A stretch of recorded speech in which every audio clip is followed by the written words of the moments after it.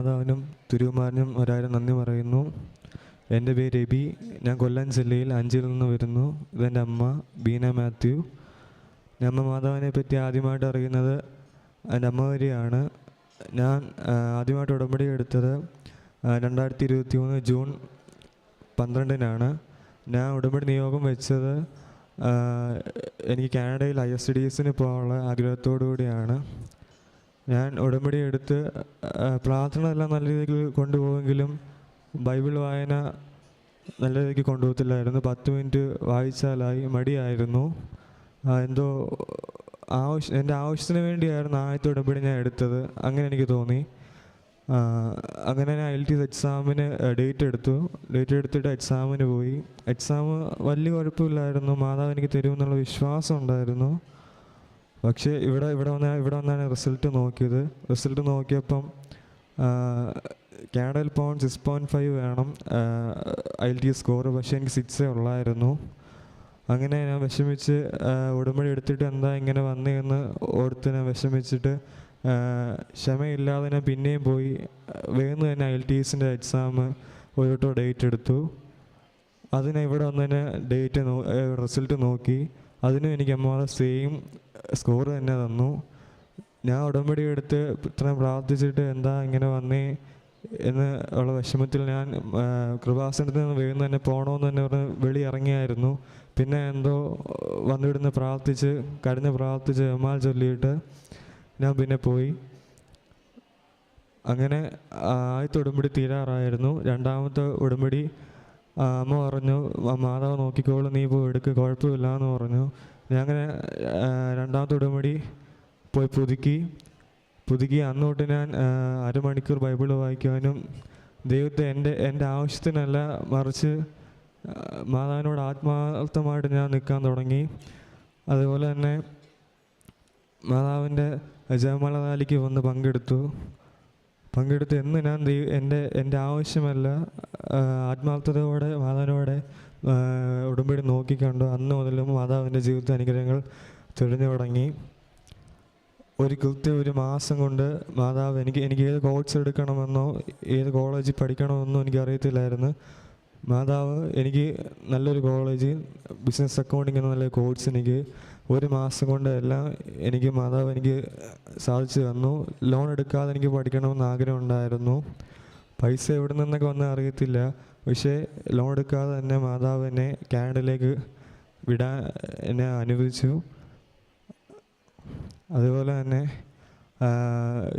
അക്കോമഡേഷൻ്റെ കാര്യമായാലും എല്ലാം നല്ല തടസ്സമായിരുന്നു. എനിക്ക് അറിയത്തില്ലായിരുന്നു. എനിക്ക് ഡിസിഷൻ എടുക്കാൻ പാട് വരുമ്പം മാതാവിനെ പൂർണ്ണമായിട്ട് സമർപ്പിക്കും. ഇപ്പം നേരത്തെ എനിക്കാണെങ്കിൽ വിശ്വാസമേ ഉള്ളായിരുന്നു, പ്രാർത്ഥിക്കും, അത്രേ ഉള്ളായിരുന്നു. ഇപ്പം ഏതൊരു പ്രശ്നം വന്നാലും മാതാവ് കൂടെ ഉണ്ട് എന്നുള്ള വിശ്വാസമുണ്ട്. ഏത് പ്രശ്നം വന്നാലും മാതാവ് ഉണ്ടല്ലോ. ഇപ്പോൾ ഡിസിഷൻ എടുക്കുക ഒരു പാടാണെങ്കിൽ ഇപ്പോൾ ഏതൊരു കാര്യത്തെ എക്സാമിനായാലും ഒരു യാത്രയ്ക്ക് പോലും മാതാവിനെ സമർപ്പിച്ചിട്ടാണ് പോകുന്നത്. അപ്പം മാതാവ് കൂടെയുള്ള വിശ്വാസം പൂർണ്ണമായിട്ട് എനിക്കുണ്ട്. കാരുണ്യപ്രവൃത്തികൾ ചെയ്യുന്നത് ഞങ്ങളുടെ അടുത്തൊക്കെ ഉള്ളിടത്ത് വയ്യാത്തവർക്ക് ആഹാരം വരിയിലൊക്കെ ഇരിക്കുന്നവർക്ക് ഉണ്ടാക്കി കൊടുക്കുകയും വാങ്ങിച്ചു കൊടുക്കുകയും, എന്നാൽ കഴിയുന്നപ്പോൾ എൻ്റെ പൈസ ഇല്ലായിരിക്കും, എന്നാലും ഞാൻ എൻ്റെ ഉള്ളത് കൊടുത്ത് സഹായിക്കും. എന്തെങ്കിലും ആവശ്യത്തിന് വെച്ചേക്കുന്ന പൈസ ആയിരിക്കും. പക്ഷേ മാതാവ് എനിക്ക് തിരിച്ച് ഇരട്ടിയായിട്ട് എനിക്ക് എന്ന് മറ്റുള്ള മനസ്സോടെ ഞാൻ സഹായിച്ചിട്ടുണ്ടോ അതിന് ഇരട്ടിയായിട്ട് മാതാവ് എനിക്ക് തിരിച്ചു തരും. അനാഥാലയത്തിൽ അവർക്ക് ആവശ്യമായിട്ടുള്ള ഫുഡും സാധനങ്ങളും കുടുംബത്തോടെ കൊണ്ടുപോയി കൊടുക്കും. പ്രേക്ഷിത പ്രവൃത്തികൾ നോക്കുകയാണെങ്കിൽ മാതാവിൻ്റെ കൃപാസന പത്രം മറ്റ് പള്ളികൾ കൊണ്ടുപോയി കൊടുക്കുകയും എൻ്റെ ഫ്രണ്ടിന് മാതാവിൻ്റെ കാര്യങ്ങൾ ആത്മീയമായിട്ടുള്ള കാര്യങ്ങൾ പറഞ്ഞു കൊടുക്കുകയും അവൾ ഓൺലൈൻ ഉടമ്പടി എടുക്കുകയും ചെയ്തു. അവൾക്ക് മുടി പൊരിയുന്ന നല്ല അസുഖം ഉണ്ടായിരുന്നു. നല്ല നല്ല ഗ്യാപ്പ് ഉണ്ടായിരുന്നു. നല്ല രീതിക്ക് മുടി പൊരിയുമായിരുന്നു. ഉടമ്പടി വസ്തു ഉപയോഗിച്ച് വരി അവളുടെ മുടി പൂർണ്ണമായി സൗഖ്യപ്പെട്ടു. അതുപോലെ ഉടമ്പടി വസ്തു ഉപയോഗിച്ചതിലൂടെ എൻ്റെ അമ്മയുടെ മുട്ടുവേദന പൂർണ്ണമായിട്ട് സൗഖ്യമായി. ഞാൻ +2 എക്സാമിൻ്റെ സമയത്ത് ഞാൻ ഉടമ്പടി ഇല്ലായിരുന്നു, അമ്മയായിരുന്നു ഉടമ്പടി എടുത്തത്. ഞാൻ മാതാവിൻ്റെ സന്നിധിയിൽ വന്ന് ഉടമ്പടി എടുത്ത് പ്രാർത്ഥിച്ചോളാം എന്ന ഫലമായി മാതാവ് എനിക്ക് നല്ല മാർക്ക് തന്ന് പാസ്സാക്കി. എനിക്ക് സ്കൂളിംഗ് ടൈമിൽ ഏറ്റവും പാട് എനിക്ക് മാത്സ് ആയിരുന്നു. സിംഗിൾ ഡിജിറ്റൊക്കെ ആയിരുന്നു എനിക്ക് മാർക്ക് കിട്ടുന്നത്. പക്ഷേ +2 എനിക്ക് A+ഓടുകൂടി മാതാവിനെ മാത്സിന് പാസ്സാക്കി തന്നു. ഇത്ര നന്ന അനുഗ്രഹങ്ങൾക്കും അമ്മ മാതാവിൻ്റെ തിരുമാനം 1000 നന്ദി പറയും. ആത്മീയമായിട്ട് എന്നെ ഉടമ്പടി സഹായിച്ച് എന്ന് പറയുമ്പോൾ എനിക്കിപ്പോൾ ഒന്നിനും പേടിയില്ല. മാതാവ് കൂടെയുണ്ടെന്നുള്ള വിശ്വാസം എനിക്കിപ്പോൾ ഉണ്ട്. ഏതൊരു കാര്യത്തിലും ഇപ്പം ദൈവിക പരിപാലനം ദൈവം നടത്തും. അതിൻ്റെ ഒരു ദൈവ ജ്ഞാനം എനിക്കിപ്പോൾ ഉണ്ട്. ഇപ്പോൾ അത് ദൈവം നടത്തിയതാണ്. നേരത്തെ ഇപ്പം നമ്മുടെ കഴിവുകൊണ്ടാന്നുള്ള ചിന്ത അങ്ങനെ ആയിരുന്നു. ഇപ്പം അങ്ങനെയല്ല. ദൈവം അല്ലാതെ മറ്റൊരു രക്ഷകനില്ല എന്നുള്ളൊരു ബോധ്യം ഇപ്പം എനിക്കുണ്ട്. പിന്നെ ഞാൻ ഇവിടെ വന്നപ്പോൾ അച്ഛനെ കാണാൻ ടോക്കൺ എടുക്കാൻ സമയത്താണെങ്കിൽ എനിക്കൊരു മുല്ലപ്പൂവിൻ്റെ മണം എനിക്ക് അനുഭവപ്പെട്ടു. വളരെ സ്ട്രോങ് ആയിട്ട് സ്മെല്ലായിരുന്നു. അത് മാതാവിൻ്റെ സാന്നിധ്യം തന്നെയാണെന്ന് ഞാൻ പൂർണ്ണമായി വിശ്വസിക്കുന്നു. ലൂക്കായുടെ സുവിശേഷം 6:38 ഒരു വചനം, കൊടുക്കുവിൻ നിങ്ങൾക്ക് നൽകപ്പെടും, അമർത്തിക്കുലുക്കി നിറച്ചെളുന്ന് നിങ്ങളുടെ മടിയിലിട്ട് തരും എന്നുള്ള കർത്താവിൻ്റെ വലിയൊരു വാഗ്ദാനത്തിൻ്റെ ഒരു വചനം ഉണ്ട്.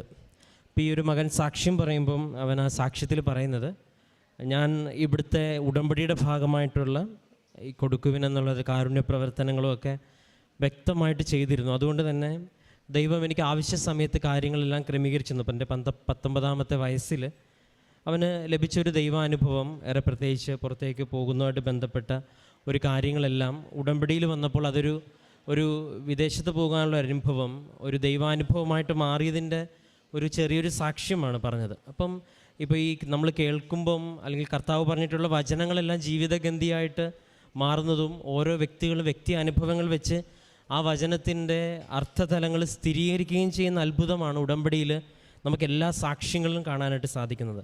രണ്ടാമത്തത് വ്യക്തമായിട്ട് സാക്ഷ്യം ചുരുക്കുമ്പോൾ പറയുന്നുണ്ട്, അതായത് മാതാവിൻ്റെ ഒരു സുഗന്ധ അഭിഷേകമൊക്കെ എനിക്ക് അനുഭവിക്കാനായിട്ട് സാധിക്കുന്നുണ്ട്.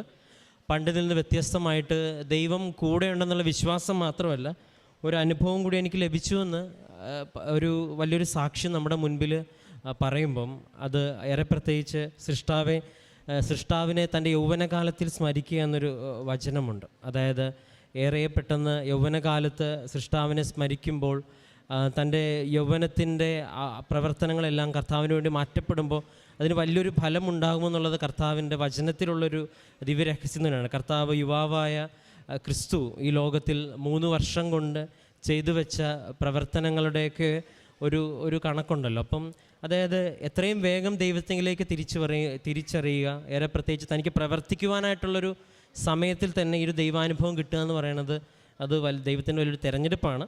അങ്ങനെ ഒരുപാട് യുവാക്കന്മാരെ ഈ തിരഞ്ഞെടുപ്പിലേക്ക് കൊണ്ടുചെന്ന് നിർത്തുവാനായിട്ട് ഉടമ്പടി സഹായിച്ചു. അതിന് ഈ മകൻ്റെ വ്യക്തിപരമായ അനുഭവങ്ങൾ, ഒപ്പം കൂടെ നിൽക്കുന്ന അമ്മയ്ക്ക് ലഭിച്ച സൗഖ്യത്തിൻ്റെ അനുഭവങ്ങൾ, ഒപ്പം പ്രേക്ഷിത കാരുണ്യ പ്രവർത്തനങ്ങളിൽ ഇറങ്ങി തിരിച്ചപ്പോഴുണ്ടായ അനുഭവങ്ങൾ, ഇതെല്ലാം കൂടി ചേർത്ത് വെച്ചിട്ട് ഈ മകൻ